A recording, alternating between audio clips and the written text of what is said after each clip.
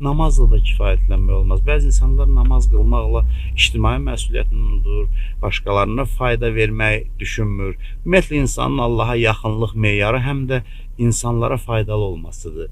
Namaz qılmaqla da iş bitmir. Namaz insanı həm də başqa insanlara yaxınlaşdırmalıdır. İnsan digər insanlarla həmdərd olmalıdır. Ümumiyyətlə Allah dostlarının həyatına baxdığımız zaman iki xüsusiyyət onlarda görünür.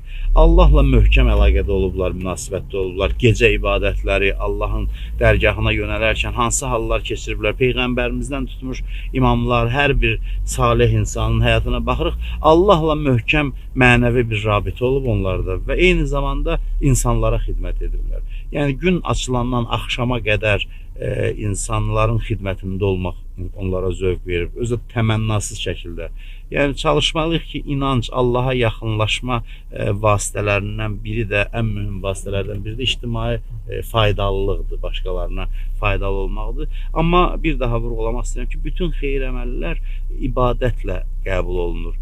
Və ibadət nə üçün vacibdir? Çünki insan bilirsiniz, unutqan bir varlıqdır. Biz deyirik, Allahı tanıdıqda, tutaq ki, Allah var, ürəyim təmiz olsun. Bəli, bunlar təbii ki, doğru sözlərdir. Ürək mütləq təmiz olmalıdır. Amma eyni zamanda biz unutmayaq ki, maddi dünyada yaşayırıq.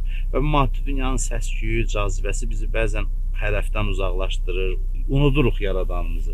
Namaz nə üçün vacibdir? Gündə 5 namaz insana xatırladır ki, onun yaradan var. Hər azan bizi qoparır nədənsə.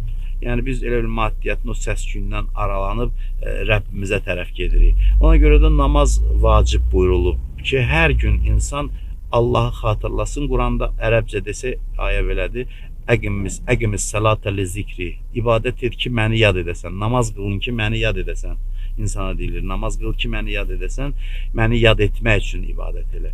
Yəni, ibadət insanın yadına Allahı salır. Deyə bilərlər ki, bəziləri, məsələn, mən elə müəyyən saatlarda oturum Allah haqqında düşünüm. Xeyr, bunun o vacibliyi var. Vacibliyi insanı, belə deyək, zorla sanki qoparır ona zərərli olan bu dünyadan və o maddiyyatın tozunu onun ruhundan təmizləyir. Ona görə də ibadət vacib edilməklə həm də insanda bir təvazökarlıq halı yaradır. İnsan təvazökarlıq halı ilə Allaha üst tutur və ona səcdə etmiş olur.